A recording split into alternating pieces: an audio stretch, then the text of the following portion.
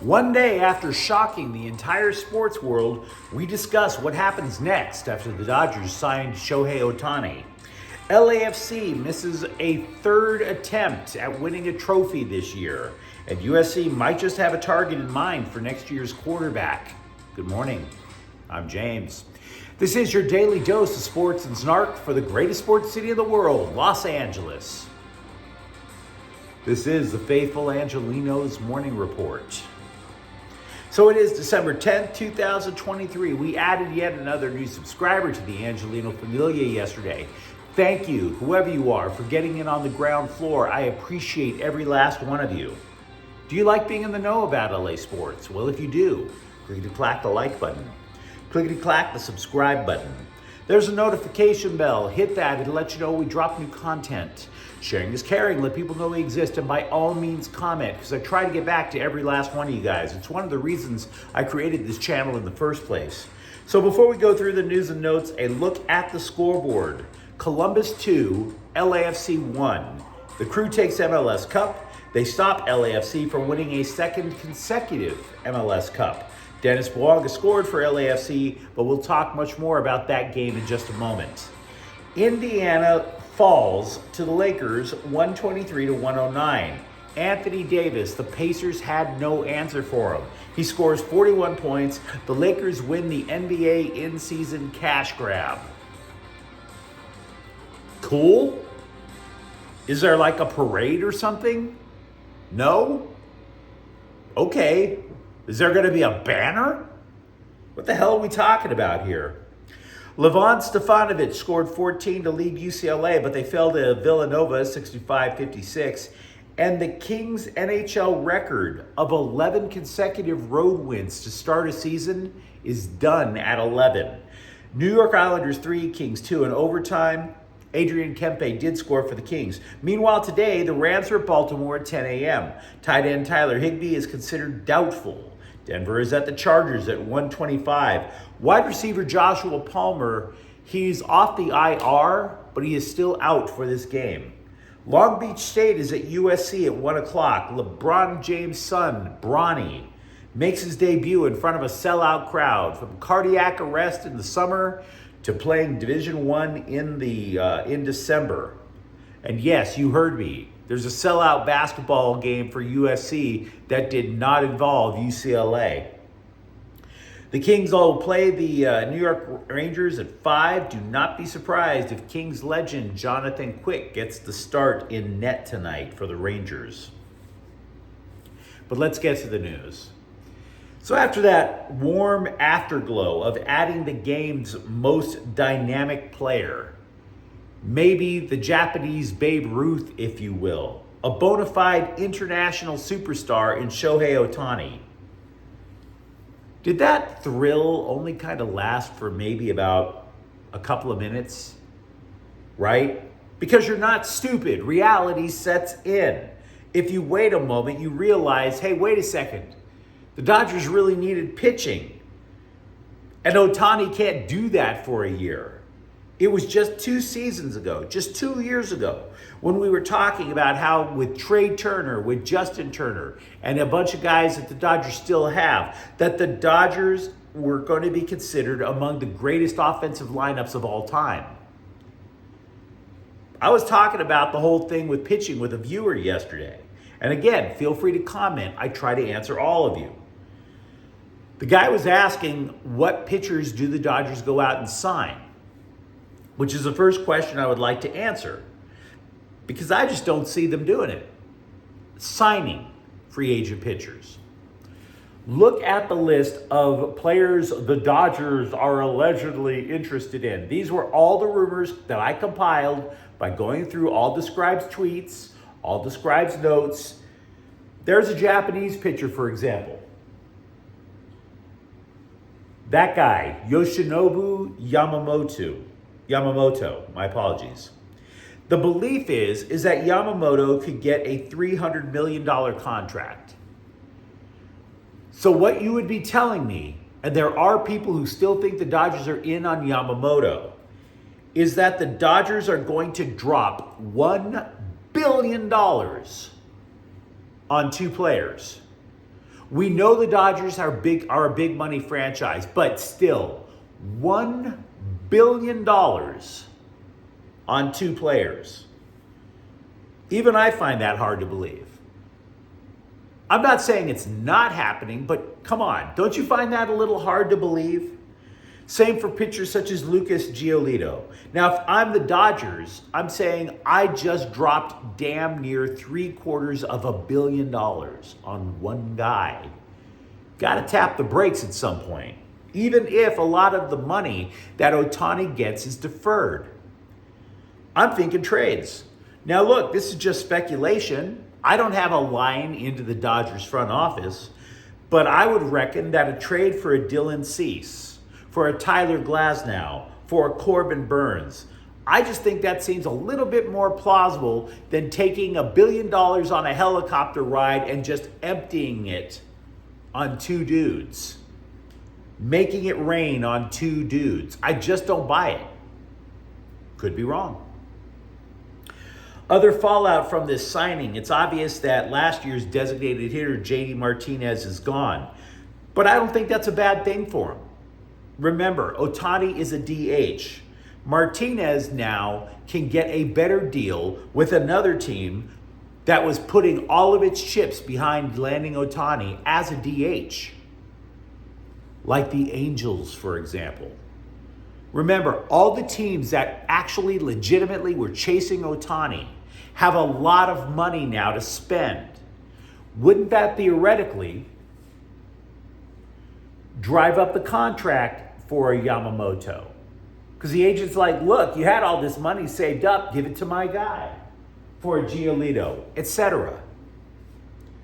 Now, as for the lineup itself, it's going to depend on who gets traded when the Dodgers try to boost its rotation. I have no idea how the complete lineup is going to shake out, but you can easily suggest that the top 3, in whatever order you decide to scribble it down, the top 3 of Mookie Betts, Freddie Freeman, and Ohtani, best in baseball. Best in baseball. And by the way, the 2 guys coming up after them would have to be Will Smith and Max Muncy. That ain't nothing to sneeze at. Will Smith is considered the best offensive catcher in the game. But then you're sitting there going, okay, you got James Outman. Is he in the 6 hole? Or is he trade bait?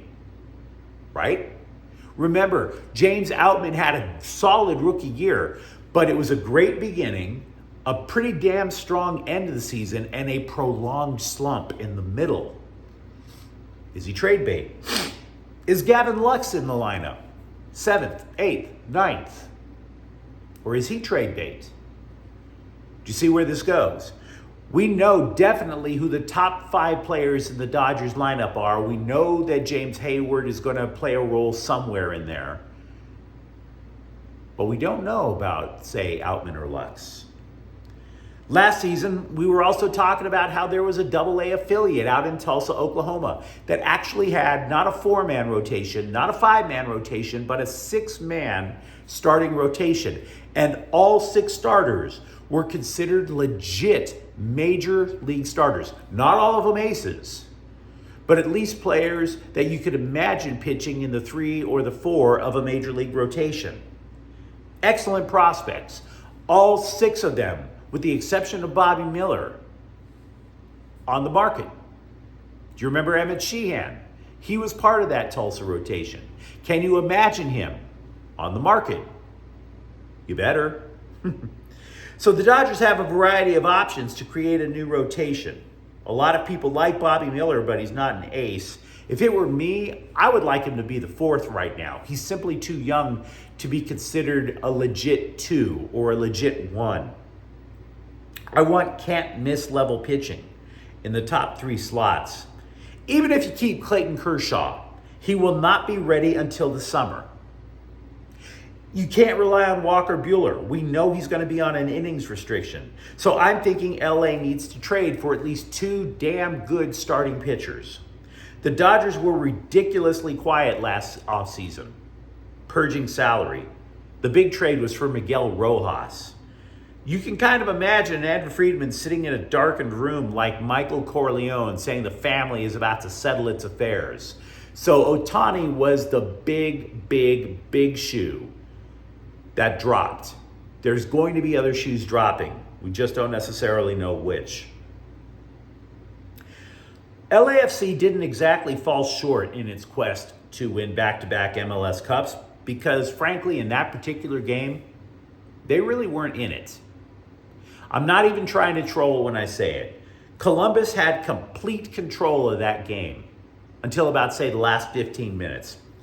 In my opinion, though, it wasn't a talent issue. I would be lying to you. I would be trolling you if you're an LAFC fan. And if I tried to suggest to you that Columbus outclassed them, I'd be BSing you. I do not want to do that. What I saw were two things. One, the visiting team has only won MLS Cup once in the last 7 years. Home field advantage actually does matter in MLS Cup. Number two, I don't know if Darlington Nagbe was named the so-called man of the match, but as I was telling you guys in yesterday's clip, a preview of that match, Darlington Nagbe is the steadiest hand in MLS. When he was playing for the Portland Timbers, they called him the fixer because if there was an issue, all you had to do was get the ball to Darlington Nagbe and he would make the right decision. He would fix the problem. He would not make a miraculous play like a Wayne Gretzky. He would make the correct play. He would make the smart play. And that's what I saw the Crew do all 90 minutes. It was one right play after another. So they kept possession. And not only did they keep possession, they didn't just stand there. They kept making pass, smart play, quick, smart. They did something worthwhile with the ball every single minute of the game. That is why they beat LAFC. They had the ball and they kept doing the right thing over and over. It's not that complex. So as for LAFC, we now await the decision on the futures not only of Italian legend Giorgio Chiellini, who's 39 and considering retirement, but of Carlos Vela, who is everything to LAFC that Kobe Jones was to the LA Galaxy. Vela is Mr. LAFC, Senor LAFC, if you will. Vela's production definitely plummeted this year, but losing him would be a hit for that reason alone. And by the way, Chiellini, who has won 29 titles in his remarkable career, said he needs a couple of days before he makes a final decision on what he's going to do. I want to be clear when I say this.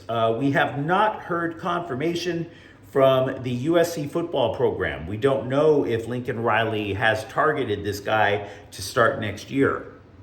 But former Washington State quarterback Cam Ward, who has entered the transfer portal, has allegedly narrowed his choices to 4 teams, and one of them is USC. The dude threw for 3,700 yards and 25 touchdowns last year. Now, to be clear, USC players have been happy talking Miller Moss for the last couple of weeks for his start in the upcoming Holiday Bowl. And they should. Miller Moss has, every indication about Miller Moss has been a good soldier, a good dude. He must be popular in that locker room. But he's a pocket passer, a drop back passer in an air raid offense. So I don't necessarily believe him to be a perfect fit for what the Trojans want to do. If Ward chooses to go to USC next year, it's not hard to envision him being the starter for 2024. The Rams have activated kicker Mason Crosby, the longtime Green Bay special teamer. Crosby is the 3rd kicker the Rams have employed this year. He is basically can't miss from inside 50 yards. Anything longer and things become pretty risky. McVay said that they do not anticipate cutting Lucas Haversick, but the dude missed 3 field goal attempts in the last 2 weeks. The talent drain for UCLA football continues. Tight ends coach Jeff Ferris is leaving to become the head coach at Austin Peay. Ferris is a former defensive coordinator for Duke. This is not brought up, though, to talk crap about UCLA. Look, they've had a really bad couple of weeks. Let's be real. But I do bring up the story because every time that the team that he's about to coach is going to score, the fans are going to serenade him with chants of, "Let's go P." And yes, I am ending it on a piss joke on Sunday before we all go out to thank God for our lives and watch football. But you let me know what you think in the comments thread. You tell me, what do you believe the Dodgers should do next to make this offseason even more of a triumph than it already is? What do you think LAFC will be doing to try to rebuild or keep its roster for next year? And if you enjoyed this content, don't forget to subscribe to Faithful Angelenos. We're talking LA sports every single day now. Thank you for watching. I'm James. We'll be back tomorrow. Faithful Angelenos is a Quian Corte El Queso production. Take care.